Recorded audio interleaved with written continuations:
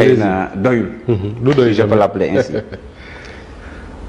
sëñ Moustapha primo su ma jëndul woon i oto. coow du am.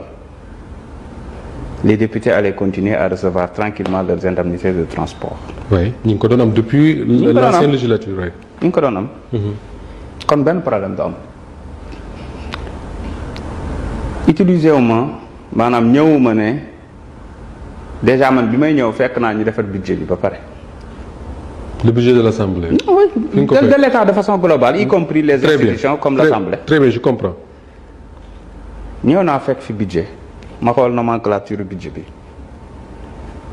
jàpp ne budget bi day war naa ci mën a def ay économies yoo xam ne dina ma permettre ma def lu bëree bëri fii.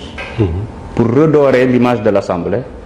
pour defaraat assemblée bi te defar assemblée bi mooy à la fois defar taax mi institution bi. defar li matériel liggéey bi ni ñu liggéeyee et cetera les réformes. waaye defar statut wu député bi. parce que député bi mooy assemblée quand même. alors ma toog ak ñi ma ciy liggéeyal ñoom questeur ak ñeneen administration bi ak bureau bi. ñu waxtaan. man ma jàpp ne.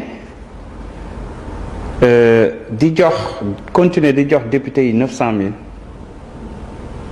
chaque mois 900 000. oui. c'est un acquis. oui. c'est un acquis.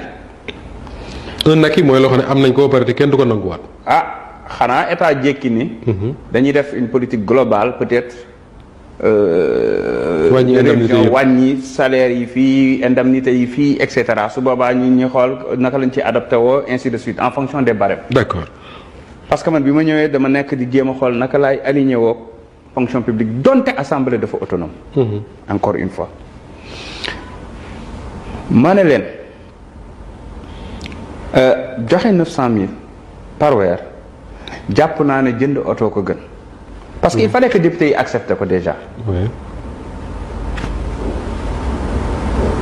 12e législature je pense que ay fortune lañ amoon su ma juumul. 13e ay Prado. 14e waroon a am même chose. ñu ne du am. pour des raisons peut-être politiques. loolu la ko gars yi analysé. oui parce que l'opposition c'était 80 et quelques députés. parce que joxoon leen 80. peut-être aussi fii gars yi nee nañ parce que bu ñu leen joxee 130 oto tamit dañ koo nar a campagne locale yeeg yooyu. peut-être gars yi loolu la ñuy wax moo tax ñu ne du ci dal. mais c'est pour dire que.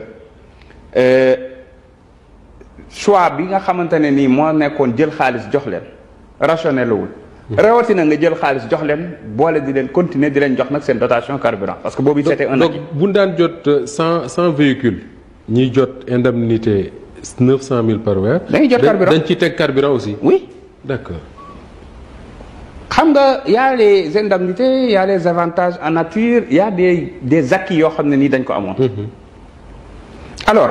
quand j'ai discuté avec eux ñu validé ko ba pare beneen sacrifice bi nga xam ne député yi def nañ ko. oui ah oui parce que sacrifice dajee am. waaw mën naa ko waxee noonu. parce que pourquoi parce que bi ma ñëwee dama ne leen pour ñu jënd oto yi sans pour autant ñu demander rallonge budgétaire il faut ñu arrêter tout de suite di joxe indemnité yi. ah d'accord. ñu nangul ma ko. depuis janvier. depuis janvier jotuñu indemnité 900 000. déedéet parce que bu ñu ko jotoon. day wàññi ci budget global bi ñuy am. pour mën a wut oto. mais pourtant mënoon nañ ma wax tout simplement continuer di ñu jox say indemnité ba baa ngay indi oto yi. oui. parce que logique pour logique. parce que indemnité acquis la pour ñoom déjà. logique pour logique mais wax dëgg yàlla dañ ma koo nangul moo tax chaque jour ñu ne ma fa oto yi toll parce que xam naa ne sonn nañ tamit. alors quand ils ont accepté ça ma ne donc d'accord dinañu jënd oto. mais laataa loolu j'ai voulu instaurer ce qu'on appelle une cellule de passation de marché. ci biir vous savez man pendant 16 ans ci privé bi laa liggéey dans des multinationales. mënuma ñëw di am yenn pratique yoo xamante ne ni mën nañ douter ci transparence bi. on a mis en place une cellule de passation de marché en bonne et due forme. On a reçu même une lettre de félicitations de l'ARCOP. Je pense que c'est la première fois benn institution di ko jot. Il y en a même qui l'avaient partagé sur les réseaux. Parce que ça fait des années que gars ñoom ñuy courir à ce que assemblée soumettre ci code des marchés publics. Oui. Oui. D'ailleurs même société civile bi wax nañ ko. Absolument. J'étais pas tenu compte tenu du caractère autonome de l'Assemblée nationale. Mais man maa bëgg a ñàkk sama bopp ba ëllëg. nguur du fëkk sama bopp ba ma def naka su dul noonu. comme terewu yoon terewu ko te jàpp nañ ne loolu pour transparence la mais lu ma koy teree def ñu daal di bind. par la procédure normale. Oui. da ngay bind DCMP ñu wax la procédure bi nga def say sélection yónnee ñu vérifier valider toute la procédure a été suivie à la lettre mën naa la ko woon. Oui. jusqu'à mu jeex takk commission des marchés bañ nañ ko ba sax bi ñuy évaluer dañu woo des experts externes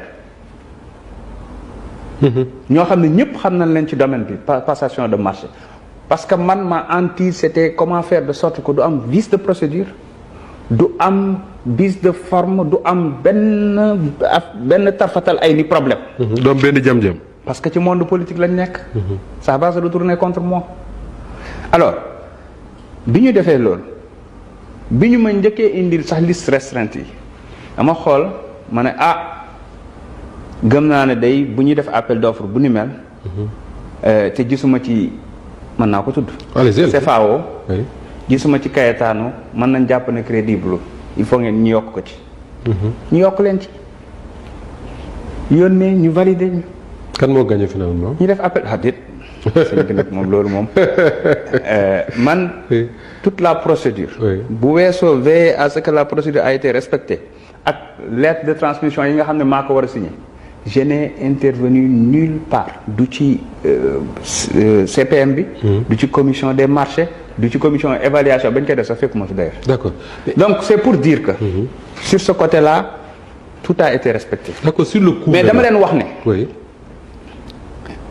nañu fexe ba li nga xam ne mooy indemnité bi li muy représenté bu ñuy jënd oto benn.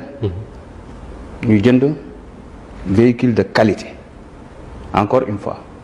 ñu harmoniser aussi ak l'administration parce que administration notamment moo xam présidence moo xam primature moo xam yeneen direction yeneen institution yi boo xoolee dafa am lu ñu woowee mooy fi ñuy kii seen oto yi fi ñu koy yóbbu di ko fa defar di ko denc ak ñooy jënd parc bi dama fàtte tur bi ba nga xam ne ëllëg si biir bu ñu bëggee def ay